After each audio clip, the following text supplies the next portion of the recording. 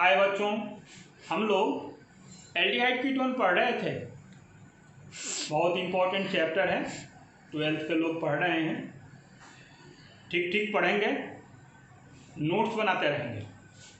हम लोग जान रहे थे, एल्डिहाइड कीटोन पढ़ रहे थे तो कि reaction of carbonyl compounds, aldehyde और कीटोन्स कैसे रिएक्शन देते हैं। फिर हम लोगों को जानना था कि एल्डिहाइड के रिएक्शन कैसे होते हैं व्यक्तिगत, और कीटोन के रिएक्शन अलग से कैसे होते हैं।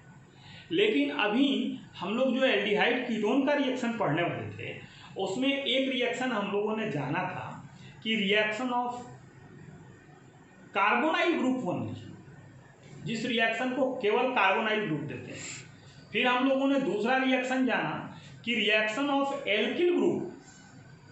अब हम लोग जानने वाले हैं कि reaction due to carbonyl and alkyl group, reaction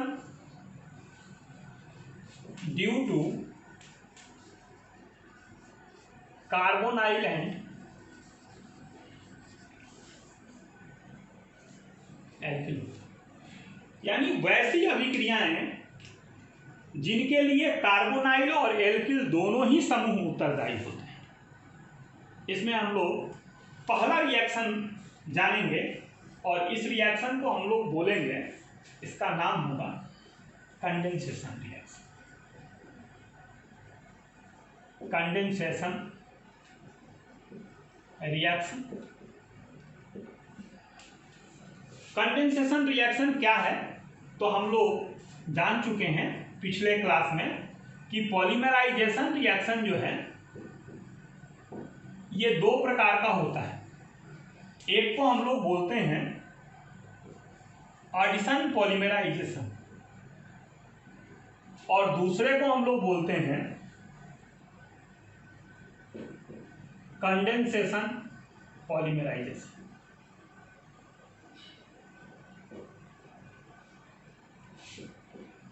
यहां पर यह जानना आवश्यक है कि जो एडिशन पॉलीमराइजेशन रिएक्शन है, इसी को हम लोग जेन्युइन पॉलीमराइजेशन के नाम से जानते हैं। और ये रिएक्शन जो है केवल एल्डिहाइड देते हैं, कीटोन नहीं देते। लेकिन ये जो कंडेंसेशन रिएक्शन है ये दोनों देते हैं, एल्डिहाइड भी देते हैं और कीटोन भी देते हैं। और उस एल्डिहाइड कीटोन में दोनों ग्रुप उत्तरदायी होते हैं। इसके लिए कार्बोनाइल ग्रुप भी उत्तरदायी होते हैं और एल्किल ग्रुप भी उत्तरदायी होते हैं। इसी कंडेंसेशन रिएक्शन को जानेंगे। अब पॉलीमराइजेशन क्या है तो एक मॉलिक्यूल दूसरे मॉलिक्यूल के साथ, ऑर्गेनिक कंपाउंड का रिएक्शन है, एक ऑर्गेनिक कंपाउंड दूसरे ऑर्गेनिक कंपाउंड के साथ अटैच हो जाता है और हाइयर ऑर्गेनिक कंपाउंड का निर्माण करता है, उच्च अणु भार वाला कार्बनिक यौगिक बनाता है। आप विचार करें कि यहाँ पर यदि दो या दो से अधिक यौगिक आपस में मिल करके और पॉलीमराइजेशन करेंगे तो एडिशन पॉलीमराइजेशन इसलिए कहलाएगा कि उनका अणु भार जो होगा प्रोडक्ट का, वो जो रिएक्टेंट है यानी मोनोमर है, उसके अणु भार का सरल गुणक होगा पॉलीमर का। यहाँ पर ऐसा नहीं हो सकता है और हो भी सकता है। इसमें कार्बन नाइट्रोजन के बीच में नया बंधन नहीं बनता है। इसमें कार्बन नाइट्रोजन के बीच में नया बंधन बनता है कंडेंसेशन में। इसमें कार्बन के बीच में नया बंधन बनता है, इसमें नहीं बनता है। कार्बन नाइट्रोजन का नया बंधन हो सकता है, इसमें नहीं होता है।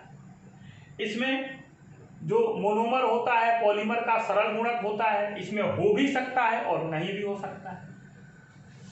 इस तरह ये जो रिएक्शन है ये रिवर्सिबल है, लेकिन ये जो कंडेंसेशन की अभिक्रिया है यह इरिवर्सिबल है। तो पॉलीमराइजेशन और कंडेंसेशन में अंतर भी पूछा जा सकता है। इथीन से पॉलीथीन का बनना एडिशन पॉलीमराइजेशन का उदाहरण है और कंडेंसेशन का अब हम लोग देखने वाले हैं। आइए देखें हम लोग इसमें जो कंडेंसेशन रिएक्शन होगा उसके लिए वैसे अणु उत्तरदायी है जिसमें इस कंडेंसेशन रिएक्शन को जो कार्बोनाइल कंपाउंड में हो रहा है इसको हम लोग एल्डोल कंडेंसेशन कहते हैं।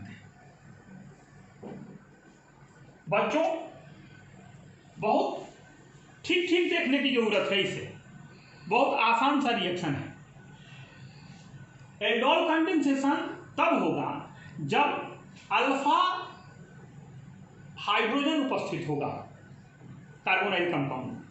जैसे हम लोगों ने CH3CHO एल्डिहाइड लिया, तो ये अल्फा कार्बन है, तो ये अल्फा कार्बन के 3 हाइड्रोजन, तीनों के तीनों अल्फा हाइड्रोजन है। हम लोग इसको ऐसे लिख सकते हैं CH2, यहाँ पर एक H जोड़ दें, CH3 हो गया। अलग क्यों लिखा? ये कंडेंसेशन की जो घटना होती है वो डाइल्यूट NaOH की उपस्थिति में होती है, कास्टिक सोडा विलय, यानी इसमें पानी भी है और NaOH भी है। तो पानी टूटेगा और ये OH माइनस देगा, और ये OH माइनस, चूंकि ये अल्फा हाइड्रोजन इसके पास 3 है, और अल्फा हाइड्रोजन जो होता है वो मोर बेसिक होता है, मोर एसिडिक होता है, तो ये अधिक अम्लीय होता है, और यहाँ क्षार है। तो जब ये अम्लीय होता है और यहाँ क्षार है तो ये यहाँ आएगा, और जब ये यहाँ आएगा तो इसका इलेक्ट्रॉन इस पर जाएगा, सो सिंपल। और जब ऐसा होगा तो ऐसा बन जाएगा, इसको तो हम लोग जानते हैं, ये है कार्बन आयन, ये है carbanion, act as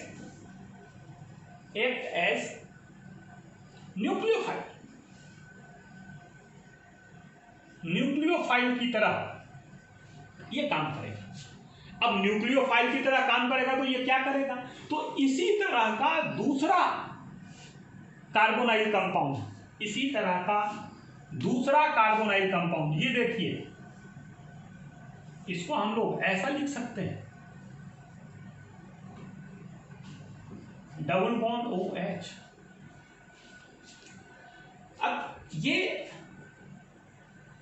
nucleophile है, इसके पास निगेटिव चार्ज है, तो ये कहाँ अप्रोच करेगा? पॉजिटिव के पास। ये पॉजिटिव कहाँ है? तो यहाँ पर पोलराइजेशन है, और यहाँ पर पोलराइजेशन है, तो इस पर पार्शियल निगेटिव चार्ज है और इस पर पार्शियल पॉजिटिव चार्ज है, तो ये पॉजिटिव चार्ज पर यहाँ अटैक किया। जब ये यहाँ पर अप्रोच करेगा, यहाँ पर अप्रोच करेगा, तो ये जो है पाई बंधन टूट जाएगा और इलेक्ट्रॉन पाई इलेक्ट्रॉन वहाँ चला जाएगा। अब क्या होगा? देखिए, इस तरह की तस्वीर आ रही है, कैसी? तो ये CH3, ये C, ये O पर माइनस चार्ज, और यहाँ पर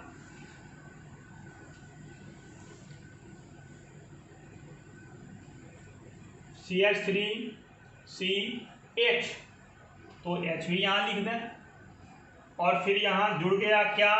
ये CH2 CHO। फिर क्या होगा? पानी है, हाइड्रोलिसिस होगा, H+ जाएगा, और ये H+ कहाँ चला जाएगा? यहाँ, और क्या बन जाएगा? CH3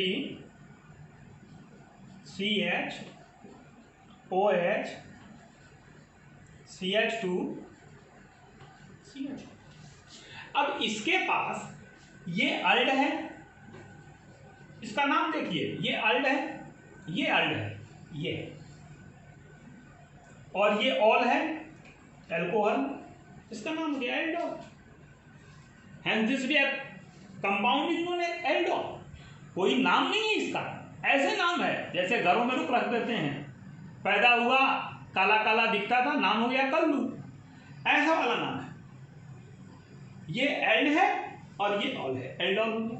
अब कंडेंसेशन होगा, कंडेंसेशन कब होगा? तो इसको जब हीट करेंगे, हीट करेंगे तो क्या होगा? ये देखिए, ये H है। एक बात और बता दूं, ये कार्बोनाइल कंपाउंड है, एल्डिहाइड, ये अल्फा हाइड्रोजन है, ये बीटा हाइड्रोजन है, hence this aldol is also known as beta hydroxy aldehyde. और जब हीट किया जाएगा तो ये अल्फा इस बीटा के साथ H2O बना के निकल जाएगा। क्यों निकलेगा? हम लोगों ने पीछे पढ़ा है कि कौन सा एल्कीन बनता है, मार्कोनिकॉव का नियम पढ़ा है।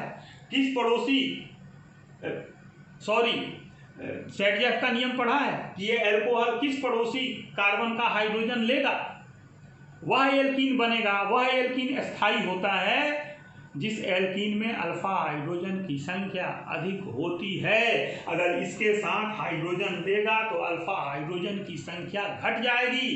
इसलिए अब ये बनेगा CH3 CH double bond CH CH known as alpha beta unsaturated aldehyde। इस तरह हम लोग एल्डोल कंडेंसेशन का रिएक्शन देखेंगे। और साधारण सी बात है, अगर लिखना चाहें इसका आप स्क्रीनशॉट ले सकते हैं, और यदि हम लोग इसको लिखना चाहें तो साधारण तरीके से बिना इस मैकेनिज्म के भी लिख सकते हैं। क्या होता है इसमें देखिए, इसमें होता यह है कि ये CH2H आप ऐसा कर लीजिए, CH HH CHO, एक एल्डिहाइड का 2 हाइड्रोजन, दोनों अल्फा हाइड्रोजन, और दूसरे कार्बोनाइल कंपाउंड का ये ऑक्सीजन, ये दोनों H2O बना के निकल जाते हैं। और बनता क्या है? तो बनता ऐसा है CH3 CH double bond CH CHO। ये सो सिंपल। ऐसा कीटोन के साथ भी होता है। और हम चाहेंगे कि आप इस एल्डोल रिएक्शन का अभ्यास करेंगे। अगले वीडियो में हम क्रॉस एल्डोल कंडेंसेशन के बारे में आपको जानकारी देंगे। Thank you.